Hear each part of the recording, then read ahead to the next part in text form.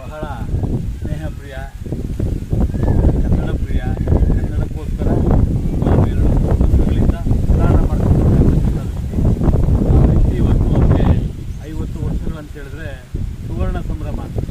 ಈ ಸುವರ್ಣ ಸಂಭ್ರಮದಲ್ಲಿ ಕನ್ನಡಿಗರಾದ ನಾವೆಲ್ಲ, ಹೋರಾಟಗಾರರಾದ ನಾವೆಲ್ಲ ಅವರಿಗೆ ಶುಭ ಹಾರೈಸ್ತಾ ಇದ್ದೀವಿ.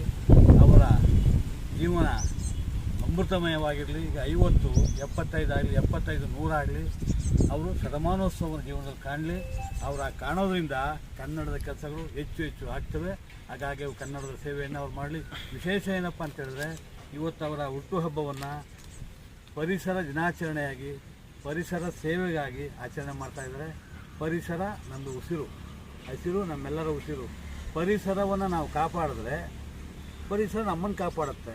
ಕನ್ನಡವನ್ನು ನಾವು ಕಾಪಾಡಿದ್ರೆ ಕನ್ನಡ ನಮ್ಮನ್ನು ಕಾಪಾಡುತ್ತೆ ಅಂತಕ್ಕಂಥ ಉದ್ದೇಶವನ್ನು, ಆಶಯವನ್ನು ಇಟ್ಕೊಂಡು ಅವರು ಹೋರಾಟ ಮಾಡ್ತಾಯಿದ್ದಾರೆ. ಜೀವನದಲ್ಲಿ ಕನ್ನಡವನ್ನೇ ಅವರು ಕಾಯಕ ಮಾಡ್ಕೊಂಡಿದ್ದಾರೆ. ಹಾಗಾಗಿ ಮತ್ತೊಮ್ಮೆ ಮಗದೊಮ್ಮೆ ಅವರಿಗೆ ನಾವು ಶುಭಾಶಯಗಳನ್ನ ಸಲ್ಲಿಸ್ತಾ ಇದ್ದೀವಿ.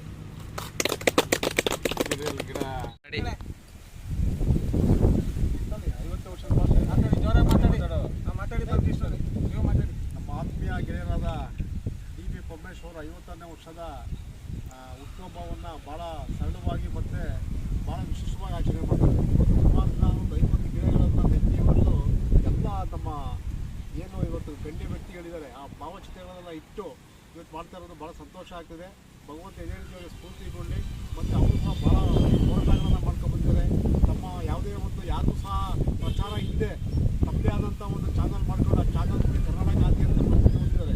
ಎಲ್ಲಿ ಅಡ್ಡ ಆಗಲಿ, ಇಲ್ಲೇ ಇದಾಗಲಿ, ಏನೇ ಆಗಲಿ ಕಳಿಸುವಂಥ ಕೆಲಸವನ್ನು ಅವರೊಂದು ಹೃದಯವಂತ ಕನ್ನಡಿಗರು ಮಾಡ್ಕೊಂಡ್ಬಂದಿದ್ದಾರೆ. ಅವರೆಲ್ಲ ಒಳ್ಳೇದಾಗಲಿ ಅಂತ ಹೇಳ್ತಾ ನಾನು ಹಾರೈಸ್ತಾ ಇದ್ದೀನಿ. ರೆಡ್ ಬಟನ್ ಒತ್ತಿ ಫ್ರೀ ಸಬ್ಸ್ಕ್ರೈಬ್ ಆಗಿ, ಆಮೇಲೆ ಮಾತ್ರ ಮರಿಬೇಡಿ.